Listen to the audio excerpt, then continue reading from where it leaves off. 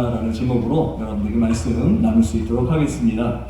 언제부턴가 이제 세계 영화 시장을 이렇게 보면요, 이렇게 영웅 위주의 영화들이 주로 등장하고 있습니다. 이 아이들부터 어른들까지 굉장히 두터운 그런 계층의 팬들을 아주 두루두루 확보하고 있죠. 이 내용들을 보면 이제 권선징악, 또 사필귀정 이렇게 아주 통쾌한 그 내용을 담아서 이 스트레스를 싹 날려주는 그러한 영화들이 정말 이제 많이 유통되고 있습니다. 이 강한 힘을 가진 영웅들이 악당들을 응징하고 또 보복하는 내용을 통해서 우리는 이 통쾌함을 느끼는 것이죠. 이 성경 속에 이러한 분이 또 등장하십니다. 누구십니까? 여호와 하나님이십니다. 하나님은 이런 전능하신 하나님으로 나타날 때가 참 많으십니다. 출애굽기에 10가지 재앙이 있죠. 홍해를 가르시는 사건이 있습니다. 또 여리고성이 무너지는 사건, 또 여러 가지 정말 놀라운 그런 기적과도 같은 사건들이 셀 수 없이 많은 그런 이야기들로 이 구약 성경이 이렇게 꽉 차여져 있습니다. 이렇게 많은 역사를 통해서 하나님의 강함을 경험한 유대인들의 하나님을 향한 그 기대와 소망이 참 실로 어마어마합니다. 예전에 이스라엘을 가본 적이 있었는데 이 선교사님께서 실로라는 곳으로 저희 팀을 이제 인도해 주셨어요. 이 실로는 이 처음에 사사시대에 회막을 지었던 하나님의 성전이 있었던 곳이었어요. 그 실로의 회막을 수천 년 전에 이제 사라졌지 않습니까? 그 회막을 복원하는 작업이 한창이었는데 그곳에 이제 그 사사시대, 정말 그 예전 구약 성경이라 우리가 찾을 수 있었던 바로 그 사사시대 하나님의 성전이 있는 곳에 제가 발을 딛고 서 있다라는 그 느낌이 들었던 거예요. 바로 그곳에 사무엘 선지자가 회막을 탁 짓고 거기에 거룩하신 하나님 앞에 예배를 드렸다는 그 느낌이 딱 오면서 정말 감동이 오더라고요. 자, 우리는 바로 그 땅에 단지 서 있을 뿐인데, 단지 여행을 가서 서 있었을 뿐인데도 그렇게 하나님이 함께 하셨던 곳이란 바로 그 사실 때문에 감동이 오는데, 하물며 유대인들은 어땠겠습니까? 유대인들은 바로 그곳을 지나가기만 하면 눈물이 나는 거죠. 예전에 하나님 우리가 섬겼던 바로 그곳인데 라는 것입니다. 이렇듯 유대인들에게 있어서 하나님의 능력은 절대로 의심할 수 없는 것이었습니다. 그들이 살아가던 바로 그 땅과 역사가 바로 그 증거예요. 바로 자신들이 그 증거라는 것이죠. 하나님은 강하십니다. 전능하십니다. 그러나 오늘 빌립보서에 기록된 이 말씀에 대해서 유대인들은 사실 동의하지 않고 있습니다. 오늘 본문 4장 1절의 말씀에 이렇게 되어 있습니다. 그러므로 나의 사랑하고 사모하는 형제들, 나의 기쁨이요 면류관이 사랑하는 자들아, 이와 같이 주 안에 서라, 이렇게 말씀하고 있습니다. 여기서 주와 같이 주 안에 서라라고 말씀하고 있는 이 주는 누구를 말씀하고 있냐면 바로 하나님의 아들이시자 말씀으로 하나님 아버지와 함께 천지를 창조하신 분이시고 구약이 예언한 메시아이시죠. 이를 위해서 십자가와 부활을 완벽하게 이루신 참 하나님이며 구원자이신 예수 그리스도를 말하고 있는 것입니다. 그러나 사도 바울은요, 유대인들이 하나님의 강하심에 대해서 대단히 잘못된 오해를 가지고 있었다라고 지적하고 있습니다. 그들이 예수를 잘한다고 생각했어요. 유대인들은 그들과 다를 바 없었던 인간 예수, 심지어 십자가에 못 박혀 죽은 저주받은 예수를 하나님과 동일시하는 것에 아주 경기를 일으켰습니다. 하나님이란 존재가 어찌 이렇게 허망한 존재일 수 있겠는가 하는 것이죠. 어찌 하나님이 이렇게 연약함 중에 계시겠는가? 어떻게 고난을 당하실 수 있는가 하는 문제가 유대인들의 발목을 탁 붙잡은 거예요. 하나님은 절대 그러실 수 없다. 하나님 강하신 분인데 어떻게 그런 고난을 당하실 수 있어? 그래서 이 문제가 바로 그들에게 거치는 돌이 되었습니다. 게다가 그런 예수를요, 그리스도인들은 아주 당당하게 주님하고 불렀던 거예요. 주님. 오늘 본문에 등장하는 빌립보 교회는 이렇게 하나님을 잘 아는 것에 대한 문제로 힘써 싸워온 그런 교회였습니다. 사도 바울의 복음으로 온전히 세워진 빌립보 교회 역시 하나님이 어떠한 분이신지에 대해서 유대인들과 마찬가지로 잘못된 오해를 가질 뻔했던 교회였습니다. 유대인들도 하나님에 대한 잘못된 지식을 가지고 연약한 빌립보 교회를 공격했다는 것이죠. 사도 바울은 빌립보 교회가 온전한 하나님의 역사를 경험하기를 원했습니다. 하나님이 어떠한 분이신지를 제대로 알기를 원했습니다. 혹시 오늘 말씀을 나누면서 우리 가운데 하나님의 역사와 능력에 대한 잘못된 오해가 있는지 오늘 본문을 통해서 우리 믿음을 한번 점검해 봤으면 좋겠습니다. 그리고 이를 바탕으로 우리는 어떠한 믿음과 하나님에 대한 지식으로 교회를 이루어야 하는지 함께 말씀을 통해 깨닫는 시간이 되시기를 바랍니다. 먼저 성경은 하나님의 강하심이 하나님의 전부라고 말씀하고 있지 않습니다. 오히려 하나님은 고난당하신 분이심을 선포하고 있습니다.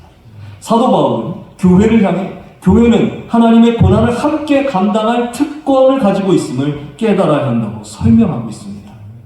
여러분, 유대인들은 연약한 하나님, 십자가의 하나님을 전혀 이해할 수 없었고 인정할 수도 없었습니다. 그런데 성경은 이 난제, 이 어려운 문제를 유대인들에게만 부여하고 있는 것이 아닙니다. 이 편지를 읽고 있는 빌립보 교회에도 던지고 있는 것이에요. 빌립보 교회는 이방인들이 주축이 되었던 교회입니다.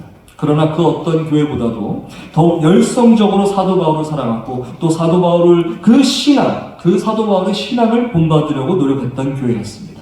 빌립보 교회는 사도 바울이 처음으로 그들과 만나서 예수님을 전해주었을 때나 지금 옥에 갇혀서 고난당하고 있을 지금이나 동일하게 사도 바울의 복음의 은혜에 동참하고 있었던 교회였습니다.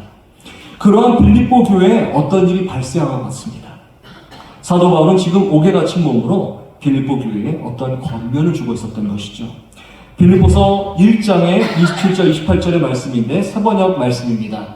제가 사실은 오늘 김동준 집사님한테 말씀을 보내드렸어야 되는데 제가 깜빡하고 못 보내드렸어요. 그래서 스크린에는 이제 오늘 말씀이 기록되지 않습니다. 그래서 제가 드리는 말씀을 잘 들으시면 되겠습니다. 빌립보서 1장 27절, 28절의 말씀 세번역 성경의 말씀인데 잘 들어보시기 바랍니다. 여러분은 오로지 그리스도의 복음에 합당하게 생활하십시오. 그리하여 내가 가서 여러분을 만나든지 떠나 있든지 여러분이 한 정신으로 굳게 서서 한 마음으로 복음의 신앙을 위하여 함께 싸우며 또한 어떤 일에서도 대적하는 자들을 두려워하지 않는다는 소식이 나에게 들려오기를 바랍니다. 이것이 그들에게는 멸망의 징조이고 여러분에게는 구원의 징조입니다. 이것은 하나님께서 하시는 일입니다. 사도 바울은 빌립보 교회가 그리스도의 복음에 합당하게 생활하라고 권면하고 있습니다. 이 말씀을 세 부분으로 우리는 해석할 수 있는데요. 먼저 한 정신으로 또는 한 마음으로 굳게 서 있으라고 권면하고 있습니다. 앞서 읽어드린 말씀에서 한 정신으로 서다라는 이 서다라는 이 말은요, 버스 정류장에서 이 버스를 기다리기 위해서 서 있으라라는 그런 말이 아니에요. 이 말뜻은 사실 전쟁 중에 쓰는 말이에요. 집중포화가 떨어지더라도 자기가 맡은 자리를 결코 이탈하지 말라라는 그런 말을 씀이라는 것이죠. 그 자리를 지키고 있어야만 이 고지를 우리가 전면할 수 있는 것이죠. 그러므로 이것은요, 함께 중요한 것을 지키는 것을 말하는 것이죠.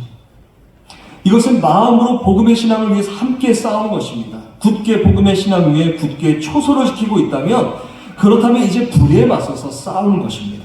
그런데 불의가 무엇입니까? 그들을 대적하는 자들은 누구입니까?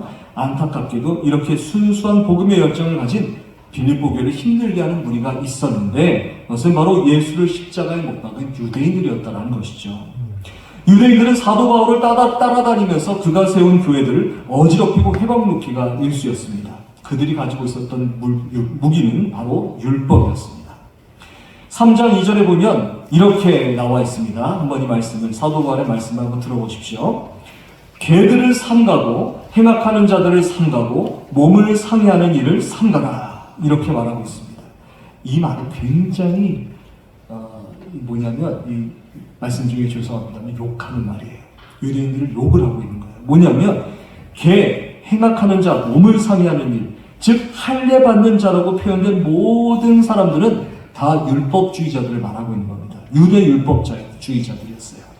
이 십자가의 연약한 하나님을 절대로 인정할 수 없는 유대인들이 바로 이렇게 사도 바울이 옥에 갇힌 틈을 타서 빌립보 교회에 가서 그들의 율법을 주장하고 있었던 것이죠. 이 율법주의는 빌립보 교회를 다시 복음의 초기로 돌릴 아주 위험한 폭탄이었습니다. 율법의 맹점은 율법을 잘 지켰을 때 강하신 하나님이 이스라엘을 강국으로 회복시켜 주실 것이라는 믿음입니다. 할례를 받고 절기를 지키고 율법 위에 사는 것, 다 이것은 온전한 의미가 하나님 나라의 백성으로서 하나님의 은혜와 평강을 온 세상에 전하는 그 민족이 되어야 하는 것이었는데, 그들은 바로 이러한 하나님의 그렇게 온전한 그리고 하나님께 나아가는 사랑받는 백성이 되어야 된다는 그 사실을 잊어버린 지가 오래되었습니다. 선민이라는 이름표를 딱 붙여놓고 강한 나라 위에 군림하며 그들의 위상과 교만을 높이는 것 외에는 전혀 관심이 없었던 그러한 사람들이 유대인들이었습니다. 가장 약한 민족 히브리인을 이집트에서 구원하신 하나님의 애틋한 사랑과 긍휼이 그들의 기억에서 다 사라져버렸습니다. 그런 율법을 빌립보 교회에 동일하게 압박하며 주장하는 개같은 행악자 위선자들 앞에 당당히 그들이 사도 바울로부터 전해받은 믿음의 복음을 들고 맞서는 것이 빌립보 교회가 지금 해야 할 일인 것을 사도 바울이 가르쳐주고 있었던 것이죠. 사도 바울은 이를 위해서 빌립보 교회가 진정으로 깨달아야 하는 특권이 있다라고 주장하고 있습니다. 이 특권은 복음에 합당한 삶을 살기 위해서 행사할 수 있고 행해야 하는 특권이라는 것이죠. 이 특권은 바로 고난받는 특권입니다. 1장 29절의 말씀인데요. 1장 29절의 말씀. 우리 1장 29절의 말씀을 한번 이렇게 찾아볼까요? 빌립보서 1장 29절의 말씀인데요. 빌립보서 1장 29절 조금 앞쪽에 있습니다만 한번 찾아서 같이 한번 읽어보도록 하겠습니다. 네, 1장 29절 신약성경 319면에 있습니다. 네, 1장 29절 네, 함께 읽어보겠습니다. 시작! 그리스도를 위하여 너희에게 은혜를 주신 것은 다만 그를 믿을 뿐 아니라 또한 그를 위하여 고난도 받게 하려 하심이라. 네, 이것을 세번역 성경으로 읽어보겠습니다. 하나님께서는 여러분에게 그리스도를 위한 특권, 즉 그리스도를 믿는 것뿐만 아니라 또한 그리스도를 위하여 고난을 받는 특권도 주셨습니다. 참 독특한 표현입니다. 고난받을 특권을 주셨다는 것이죠. 이 특권을 예수 그리스도를 주님으로 믿고 섬기는 모든 사람들에게 부여해 주셨다는 것입니다. 여기 계신 여러분들에게 무엇이 있다고요? 고난받을 특권이 있다라는 그런 말씀입니다. 믿으십니까? 네, 그렇습니다. 이 고난받는 특권의 당위성은요, 이 고난에 대한 당위성, 이 고난을 받아야 되는 그 이유는 사람에게 있지 않습니다. 사람으로부터 출발하지 않고 있습니다. 이 특권은 전적으로 예수님으로부터 나온 특권입니다. 우리가 주장할 수 있는 특권이 아니에요. 우리가 누릴 수 있는 특권이 아닙니다. 이 특권의 주체는 예수님 것입니다. 사도 바울은 이 특권을 설명하기 위해서 빌립보서 2장에서 예수님의 마음에 대해서 논하고 있습니다. 2장 6절에서 8절까지의 말씀을 여러분 한번 딱 찾아보시고요. 한번 2장 6절에서 8절 말씀을 한번 딱 찾아보시고 제가 세번역 말씀으로 읽어드리겠습니다. 찾지 않으셔도 제가 읽어드리겠습니다. 그는 하나님의 모습을 지니셨으나 하나님과 동등함을 당연하게 생각하지 않으시고 오히려 자기를 비워서 종의 모습을 취하시고 사람과 같이 되셨습니다. 그는 사람의 모양으로 나타나셔서 자기를 낮추시고 죽기까지 순종하셨으니 곧 십자가에 죽기까지 하셨습니다. 사람이 낮추지 못하는 것을 하나님께서 먼저 낮추셨다는 것입니다. 이 노래는 바로 예수님의 낮아짐의 찬가입니다. 하나님은 하나님 자신을 벗어버리십니다. 종된 인간이 되셨습니다. 구유에서 태어나셨고 남에게 찬사를 받는 높은 계층에 계시지도 않았습니다. 게다가 십자가에 돌아가시기까지 하십니다. 하나님의 낮아지심을 생각해 보셨습니까? 하나님께서 유대인들에게 원하셨던 것은 단 한 가지였습니다. 바로 하나님 앞에 순종이었습니다. 하나님께서 광야 회막에서 제사장 옷에 새긴 것도 성결함이었고 무너진 나라를 바라보시면서도 선지자를 통해 순종이 제사보다 낫다고 성토하셨습니다. 사람이 보이지 못한 순종과 겸손을 하나님께서는 직접 자신의 아들 예수 그리스도를 통해 이 땅에 보여주십니다. 십자가의 순종, 죽기까지 순종, 일사하고의 순종, 이 모든 순종이 예수 그리스도로부터 나온 것입니다. 하나님은 고난당하셨습니다. 이 고난은 자신에게서 나온 고난이 아닌 인간의 죄악으로부터 나온 고난입니다. 이 고난을 하나님께서는 기꺼이 당하셨어요. 이 고난을 통해서만 구원이 이루어지고 교회가 태어나게 되며 사도 바울이 태어나게 되며 빌립보 교회가 태어나게 되기 때문입니다. 이후에 청운교회가 태어나기 때문입니다.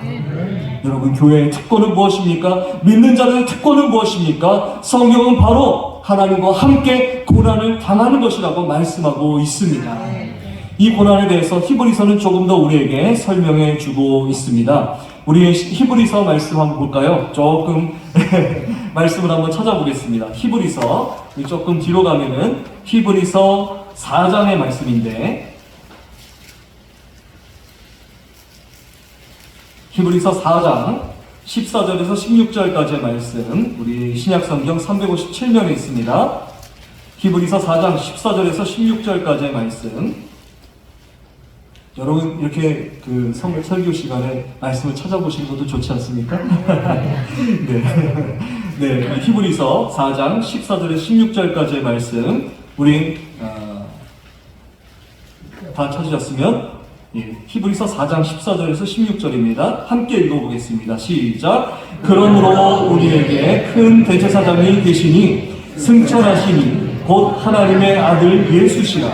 우리가 힘든 도리를 굳게 잡을지어다. 우리에게 있는 대제사장은 우리의 연약함을 동정하지 못하시리가 아니요 모든 일에 우리와 똑같이 시험을 받으신 이로되 죄는 없으시니라. 그러므로 우리는 긍휼하심을 받고 때를 따라 돕는 은혜를 얻기 위하여 은혜의 보좌 앞에 담대히 나아갈 것이니라. 아멘. 여기에 하나님의 성품을 이해할 수 있는 중요한 단어가 나옵니다. 바로 동정이라는 뜻입니다. 동정이라는 단어예요. 이건 함께 느끼다라는 그런 뜻인데, 예수님의 낮아지심, 십자가의 고난은 피조물의 고통을 함께 느끼시기 위한 낮아지심, 즉 겸손이라고 표현하고 있는 것입니다. 그런데 여기 개역 한글판, 사실 이 성경책은 이제 개역 개정판입니다. 이 성경책도 사실은 좀 오래된 성경책이지만, 그러나 이보다 더 오래된 개역 한글판의 성경책을 보면 아마 여기 연세드신 분들은 이 표현이 더 가깝게 느끼실 거예요. 체휼하시다라는 표현으로 나옵니다. 체휼 기억나십니까? 네. 예전 성경에도 참 좋은 표현들이 참 많이 있습니다. 그래서 여러분, 저는요, 성경을 꼭 한 가지 그런 번역본으로만 보지 마시고, 뭐 개역 한글판도 보시고, 개역 개정판도 보시고, 또 뭐 새번역 성경도 보시고, 여러 가지 성경의 버전을 여러분들이 보시기를 추천을 드립니다. 이 체휼이라는 한자로 표기되어 있는데, 이 체휼은요, 몸소 체험한다라는 그런 의미예요. 몸으로 체험하고 내 삶으로 체험한다라는 그런 의미가 있는 것이죠. 하나님의 고난당하심을 체휼하심이라고 표현하고 있는 것은요, 그 하나님의 아들들, 자녀들의 고난을, 이 땅에서 뒤집어질 수밖에 없는 죄악으로 인한 고난을 몸소 경험하시기 위해서 어디까지 내려가셨느냐? 지옥까지 내려가셨다 표현하고 있는 것입니다. 여러분, 그러므로 율법주의자들의 할례와 절기를 강행하는 것은 우리를 향한 하나님의 체휼하심의 고난을 무시하는 거예요. 하나님께서 우리의 고난을 경험하시기 위해서 이 땅에 내려오신 것을 무시하는 것입니다. 율법의 말씀으로 다시 묵상하는 것은 하나님께서 우리의 삶과 함께 하시고자 하는 하나님의 약해지심의 은혜를 업신여기는 것이죠. 성도 여러분, 복음의 삶을 사는 것은 우리가 우리 스스로를 자랑하기 위해서 하는 것이 아닙니다. 빌립보 교회는 하나님께서 그들을 구원하시기 위해 친히 낮아지심을 택하신 것을 깨닫고 그들이 복음 안에서 온전한 삶을 이루어내기 위해 그들의 복음을 오염시키려는 대적들로부터 순전하게 그들을 지켜내는 것이 필요했습니다. 그러기 위해 이런 하나님의 낮아지심과 함께해야 함을 사도 바울은 빌립보서의 편지를 통해서 빌립보 교인들에게 깨닫게 해주고 있었던 것이죠. 하나님의 강하심을 온전히 깨달으실 수 있는 여러분 되시기를 바랍니다. 하나님은 하나님의 하나님 되심을 바로 고난당하신 하나님으로서 선포하십니다. 하나님은 아무것도 없는 곳에서 세상을 창조하셨듯이 은혜 받을 만한 거리가 아무것도 없었던 바로 이곳에서 하나님은 친히 강림하셔서 구원을 이루셨습니다. 이런 하나님을 믿음의 삶 가운데 늘 만나시는 우리 청문회 모든 아버지의 귀한 자녀들 다 되시기를 주님의 이름으로 축원합니다. 그렇다면 하나님은 어떤 분이십니까? 그저 낮아지시기만 하시는 연약한 분이십니까? 성경은 오히려 하나님의 다른 성품에 주목하고 있습니다. 하나님은 인내하시는 하나님이십니다. 사도 바울은 매우 특별한 경험을 했었습니다. 본래 사도 바울은 율법주의자였습니다. 유대인들과 마찬가지로 이들을 쓰러뜨리려고 했던 율법주의자 같은 그런 사람이었습니다. 가말리엘 학파의 수제자였습니다. 그는 예수의 제자들을 다메섹까지 가서 감옥에 넣으려고까지 했던 열성 바리새인이었습니다. 괜찮습니다. 네. 찬찬히 네, 하셔서 네. 그럴 수 있어요. 저도 설교 강대상에서 열심히 설교를 막 하고 있는데 갑자기 요란한 음악 소리가 막 울리는 거예요. 아니 도대체 누가 이 핸드폰을 안 끄고 막 그랬나 막 보고 있는데 이 핸드폰 소리가 가까운 곳에서 울리는 것이죠. 누구였을까요? 그래서 제가 식은땀이 펄펄 나면서 조용히 핸드폰을 들어가지고 종료 버튼을 탁 누르면서 이제 우리 회중들한테 씩 웃으면서 설교를 이어갔다는 네, 그런 네, 그런 일이 있어서 저는 이제 휴대폰이 누가 울리듯이 저는 아무런 개의치 않습니다. 왜요? 저도 그랬으니까. 설교자가 그랬으면 말 다 한 거죠, 그렇죠? 괜찮습니다. 어쨌든 그렇습니다. 여러분 율법주의자들의 할례와 절기를 강행하는 것은요, 이렇게 하나님의 그 치유하심의 권한을 무시하는 것이다. 이렇게 말씀을 드렸습니다. 자, 이러한 그 사도 바울은 바로 그러한 율법주의자였었다라는 것이죠. 그는 예수의 제자들을 다메섹까지 가서 감옥에 넣으려고까지 했던 열성 바리새인들이었어요. 율법의 의로는 흠이 없었다라고 합니다. 그러나 그는 다메섹을 가던 길에 하늘을 열어서 자신을 계시하신 예수님을 만나시죠. 그는 그곳에서 하나님의 낮아지심을 경험합니다. 그리고 그를 위해 기다리신 예수님을 만나게 되지요. 어렸을 적 처음으로 주님을 만났던 저는 그 고1 때의 기도회를 기억하고 있습니다. 사도 바울의 그런 경험까지는 아니었습니다. 하늘이 갈라지는 그런 체험을 한 것은 아니었지만 그때 저는 복음도 잘 알지 못했고요. 또 기도의 능력도 잘 알지 못했던 그저 그냥 어린 학생이었습니다. 그런데 이 겨울 수련회를 하던 중에 기도회에서 갑자기 주님을 깨닫게 된 사건이 발생했습니다. 어떤 말씀이나 강론, 교리가 들린 것이 아니라 아직도 아련히 느껴지는 주님의 기다림과 그 인내의 마음이 갑자기 마음속으로 확 들어온 거예요. 그때 저의 마음 속에는요, 이제까지는 느껴지지 못했던 이 평안함이 이 마음속에 가득 채워졌습니다. 그리고 그 평안함이 너무나도 고맙고 감사했습니다. 그 마음은요, 이런 의미였어요. 내가 지금도 너와 함께하고 있다. 내가 너를 기다리고 있었다. 제가 그 수련회에 가서 하나님 앞에 엎드려서 기도하는 바로 그 순간을 누가 기다리셨냐면 하나님이 기다리셨답니다. 그렇게 들렸습니다. 그때 저도 알지 못했던 눈물이 막 흘러나오기 시작한 거예요. 그렇게 울어본 적이 없습니다. 제가 정말 어렸을 때 저게 엄마한테 혼났을 때 울었던 바로 그때 외에는 그렇게 울어본 적이 없는데 정말 펑펑 눈물이 난 거예요. 그리고 저는 계속해서 하나님 저의 죄를 용서해 주십시오. 저를 구원해 주십시오. 단 두 마디만 계속해서 기도했습니다. 이 기도밖에는 나올 게 없었어요. 그저 이 기도만 계속해서 드렸던 저의 첫 번째 회개의 기도였습니다. 사도 바울은 우리에게 드러내신 하나님의 능력이 바로 이 기다리심이라는 것을 깨닫게 하고 있습니다. 우리를 위해 죽으시기 위해 주님은 기다리고 또 기다리셨습니다. 우리 주님은 당신의 죽음을 기다리신 분이에요. 우리의 구원을 단번에 이루시기 위해 기다리셨습니다. 그 가운데 하나님께서 받으셨던 하나님을 향한 모욕과 그 상처 얼마나 크셨겠습니까? 많은 아빠들이 자신의 자녀들에게 놀림을 당하곤 합니다. 제 얘기는 아닙니다. 네, 저도 아빠입니다. 아이들과 친구처럼 장난을 칠 때면 아이들은 이렇게 장난으로 아빠를 이렇게 잘 놀립니다. 어떤 때는 재밌어요. 막 듣고 보면 저도 막 같이 장난치고 야 너도 똑같아 막 그러면서 막 장난치죠. 자, 그런데요 어떤 때는요 지나갈 수가 없습니다. 용납이 되지 않아요. 갑자기 막 내가 왜 이렇게 지금 이런 말을 듣고 있지? 이렇게 갑자기 막 그런 마음이 막 들 때가 있습니다. 그러면 이제 막 용납이 안 되면 어떻습니까? 짜증을 내죠. 그만해 이제 그러면서 이제 그렇게 얘기하기도 하는데 절대 저희 집 얘기는 아니라는 것을 다시 한번 밝혀드립니다. 어쨌든 자 이렇게 하물며 이런 연약한 아빠도 그런데 창조주신 하나님이 겪으실 피조물로부터의 그 모멸감은 이루 말할 수 없으셨을 것입니다. 인류는 단 한 번도 하나님을 온전한 마음과 뜻으로 경외한 적이 없어요. 늘 하나님의 마음에 못을 박아왔을 것입니다. 그러나 하나님은 바로 그것을 참고 또 참고 참으십니다. 끝까지 인내하십니다. 그리고 이루어 주십니다. 하나님이 하나님 자신이 원하시는 구원을 이루셨다는 말입니다. 사도 바울은 빌립보 교회가 좀 더 견고하게 서기를 원했습니다. 그러기 위해서 빌립보 교회는 세상의 조롱뿐만 아니라 선민이었던 유대인들로부터 배신을 당하면서까지 인내에 인내를 더하시면서 이루신 구원을 매우 존귀히 여겨야 함을 사도 바울은 가르쳐주고 있는 것이죠. 그들은 그러므로 기뻐해야 했던 것입니다. 세상의 다른 어떤 존재에 그들의 생명을 의지하지 않고 그들의 생명을 위해 자신의 생명을 아낌없이 버리신 참 목자 되시는 예수 그리스도에게 맡겨진 것이, 그들의 삶이 그 예수 그리스도에게 온전히 택함을 받은 것이 얼마나 놀라운 은혜인지를 깨달아야 했다는 것입니다.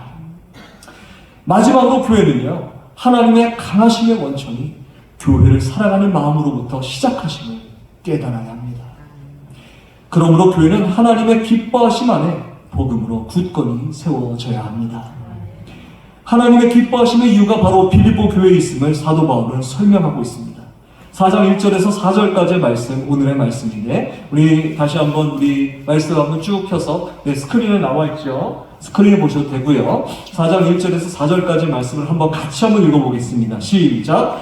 그러므로 나의 사랑하고 사모하는 형제들, 나의 기쁨이요 면류관인 자들아, 이와 같이 주 안에 서라. 내가 유오디아를 권하고 순두개를 권하노니 주 안에서 같은 마음을 품으라. 또 참으로 나와 멍에를 같이 한 내게 구하노니 복음에 나와 함께 힘쓰던 저 여인들을 돕고 또한 클레멘드와 그 외 나의 동역자들을 도우라. 그 이름들이 생명책에 있느니라. 주 안에서 항상 기뻐하라. 내가 다시 말하노니 기뻐하라. 아멘. 오늘 본문의 구절은 지금 사실 우리의 상황과도 많이 닮아있다는 생각이 드는 구절입니다. 유오디라라는 그 이름의 뜻은 좋은 여행이라는 뜻이에요. 순두개라는 말은요, 행복한 기회라는 뜻입니다. 여러분, 얼마나 이쁜 이름이에요. 이 이름을 여러분 참 저도 쓰면 좋겠는데 이름이 너무 길어질 것 같아요. 심 좋은 여행 이렇게 하면 안 되지 않습니까? 어쨌든 참 좋은 이름인 것 같아요. 네, 그래서 이 두 여인은 사실 사도행전 16장에서 사도 바울이 빌립보에 처음 갔을 때부터 그를 도와서 교회를 이루는 데 앞장섰던 아주 큰 인물들이었습니다. 그런데 이 이름이 이 지금 4장 1절에서 4절까지의 그 이름이 나와 있어요. 이 두 여인이 이름의 뜻과는 다르게 지금 서로 불화하고 있음을 알려주고 있는 그러한 말씀입니다. 무엇 때문인지는 잘 모릅니다. 이 권하다라는 말은 권면하다, 위로하다라는 그런 뜻이에요. 그러므로 이 두 여인은 주 안에서 같은 마음을 품어야 한다라는 것을 권면을 받을 정도로 다투고 있었던 거예요. 사도 바울은 4장 1절에서 처음에 빌립보 교회를 호칭할 때 이런 표현을 사용하고 있습니다. 나의 기쁨이요 나의 면류관이 사랑하는 여러분이라고 말하고 있습니다. 이 의미는 빌립보 교회를 너무나도 사랑하는 사도 바울의 마음이 투영되었을 것이라 생각됩니다. 그러나 이 마음의 진정한 이유는 빌립보 교회가 진정으로 사랑하시는 하나님의 사랑 가운데 지금 있음을 깨달았기 때문이에요. 놀랍도록 인간의 죄악과 모욕감을 참으시고 인내하시면서 구원을 이루셔서 평화를 이루신 하나님의 기쁨이 바로 빌립보 교회 가운데 있음을 우리는 알아야 한다는 것입니다. 찬송가 304장이 이 말씀을 이제 읽어보면 생각이 났는데, 그 크신 하나님의 사랑 말로 다 형용 못하네. 저 높고 높은 곳을 넘어 이 낮고 낮은 땅 위에 죄범한 영혼 구하려 그 아들 보내사 화목제물 삼으시고 죄 용서하셨네. 하나님 크신 사랑은 측량다 못하네. 영원히 변치 않는 사랑 성도여 찬양하세. 이 찬양이 나오죠. 이제 이것이 1절이고요. 3절에 보면 좀 독특한 표현이 나옵니다. 하늘을 두루마리 삼고 바다를 먹물 삼아도 한없는 하나님의 사랑 다 기록할 수 없겠네. 하나님의 크신 사랑 그 어찌 다 쓸까? 저 하늘 높이 쌓아도 채우지 못하리. 세상에서 가장 큰 존재를 할 수 있는 하늘과 바다를 다 사용해도 그 하나님의 크신 사랑을 다 쓸 수 없습니다. 아멘. 그 깊이와 높이와 길이와 넓이를 헤아리 쓸 수조차 없습니다. 그 크신 사랑으로 하나님은 우리를 향해 하나님의 기쁨을 표현하신 것입니다. 지금 감옥에 갇혀서 오도 가도 못하는 신세가 되어버린 사도 바울도 자신의 상황을 뛰어넘어서 바울 자신을 영원히 자유케 하신 하나님의 놀라운 사랑과 우리 주님의 십자가의 그 은혜가 너무나도 감격스러워서 빌립보 교회를 향해서 지금 기쁨의 편지를 쓰고 있는 것입니다. 빌립보 교회는 성장하는 교회입니다. 그러기 위해 온전한 성장을 이루어내야 하는 것이죠. 하나님께서 빌립보 교회 그 자체만으로도 얼마나 기뻐하시는지를 빌립보 교회는 속히 깨달아야 하는 것입니다. 유오디아와 순두계는 빌립보 교회의 대표일 뿐입니다. 또 글레멘드와 다른 여인들도 등장하죠. 각자의 이유와 삶이 그 안에 공존하고 있습니다. 그들 모두 사도 바울은 생명책에 기록된 존귀한 존재라는 것을 지적합니다. 그렇다면 주님의 십자가 보혈로 우리가 화합하는 것, 부족하고 연약한 모든 부분을 함께 나누면서 주님께서 이루신 온전한 하나를 이루는 교회가 되는 것, 바로 이것이 하나님의 기쁨의 원동력이 되는 줄 믿으시기 바랍니다. 교회는 세상에서 가장 연약할지 모릅니다. 그러나 이 연약함은 지금 이 세상에서 너무나도 부족한 모습일지라도 그러나 하나님은 바로 그곳에 임재하십니다. 세상에서 가장 연약하고 미련한 그곳에 임재하신 하나님은 강하신 하나님이시고 바로 이 청운교회에 하나님은 강하게 임재하십니다. 그러므로 사도 바울은 마지막 번면의 말씀으로 이렇게 전하고 있습니다. 우리 옆에 계신 분들과 이렇게 한번 선포해 봤으면 좋겠습니다. 복음 안에 굳건히 서 계십시오. 우리 한번 옆에 계신 분들과 이렇게 마지막으로 인사 한번 나눠보십시오. 복음 안에 굳건히 서 계십시오. 아멘. 이것이 사도 바울이 빌립보 교회에 주었던 교회의 최종 목표였습니다. 바로 우리 청운교회 주시는 하나님의 말씀입니다. 복음 안에 굳건히 서 계십시오. 바로 복음 안에 굳건히 서 있는 것, 바로 그것은요, 우리가 하나님을 온전히 깨닫는 유일한 방법입니다. 여러분, 하나님은 강하십니다. 전능하신 하나님은 바로 믿는 자들의 삶과 함께 하신 것을 선택하시고 자신을 버리십니다. 그리고 하나님은 강하십니다. 하나님께서는 믿는 자들이 계속해서 복음으로 성장해내는 것을 기다리고 또 기다리십니다. 하나님은 강하십니다. 하나님께서는 우리의 복잡하다는 인생의 만남 가운데서도 기뻐하십니다. 그렇기 때문에 하나님은 강하십니다. 하나님의 강하심은 바로 우리 교회의 온전한 믿음을 위해 하나님의 강하심을 사용하시는 분이십니다. 복음 안에 굳건히 서 있는 것은 우리 스스로 할 수 없습니다. 성령께서는 우리의 가장 가까운 곳에서 이 하나님의 강하심을 우리로 경험케 하게 하시기 위해서 가장 가까운 곳에서 기다리고 계십니다. 성령께서는 우리를 하나님의 기쁨의 잔치로 우리를 늘 초대하십니다. 그 부르심의 응답에 아멘하고 화답하며 나가시는 우리 청운의 모든 아버지 권속들 되시기를 주님의 이름으로 축원합니다. 이 시간 우리가 이 마음을 가지고 한번 이 찬양을 한번 직접 찬양해 봤으면 좋겠습니다. 우리 찬송가 304장인데요. 찬송가 304장, 미리 말씀 못 드렸어요. 죄송합니다. 찬송가 304장, 그 크신 하나님의 사랑을 우리 한번 함께 찬양했으면 좋겠습니다. 그 크신 하나님의 사랑. 찬송가 304장, 그 크신 하나님의 사랑. 우리 1절하고 3절만 찬양하겠습니다. 그 크신 하나님의 사랑, 말로나 형용 못하네. 저렇고 높은 하늘 넘어 이 낮고 낮은 땅 위에 죄범한 영혼 구하려 그 아들 보내사 번옥제물 사으시고 죄 용서하셨네. 하나님 크신 사랑은 증량다 못하네. 영원히 변치 않는 사랑 성도여 찬양. 하늘을 두루마리 삼고 하늘을 두루마리 삼고 바다를 먹물 삼아 하나님은 하나님의 사랑 없는 하나님의 사랑 다리로 갈 수 없겠네. 하나님의 크신 사랑 그 어찌 닿았을까.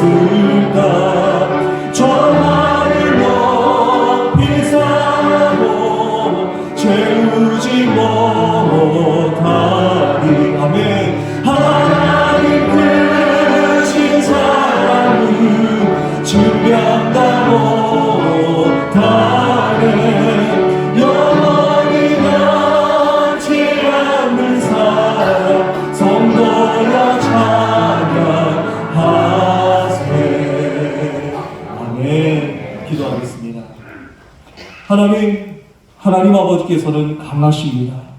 그러나 그 강하심을 세상에 자랑하시기 위해 사용하시지 않으시고 연약한 우리를 위해 사용해 주심에 감사를 드립니다. 하나님 아버지, 저희들의 연약함을 이미 아시는 줄 압니다. 그러나 이러한 연약한 믿음의 삶을 존귀한 자녀의 삶으로 세워주시기 위해 아버지의 강함을 사용해 주십니다. 그리고 그렇게 성장해내는 우리의 삶을 기뻐하시며 더욱더 굳세게 자라나도록 격려하시고 인도해 주십니다. 하나님 아버지, 우리의 삶이 강하신 하나님의 은혜의 손길을 늘 함께할 수 있도록 그 하나님의 손을 꼭 잡고 놓지 않도록 저희들을 인도하옵소서. 하나님께 온전한 삶의 예배를 드릴 수 있도록 저희들과 늘 함께하여 주시옵소서. 예수 그리스도 이름으로 기도합니다. 아멘. 다 같이 찬송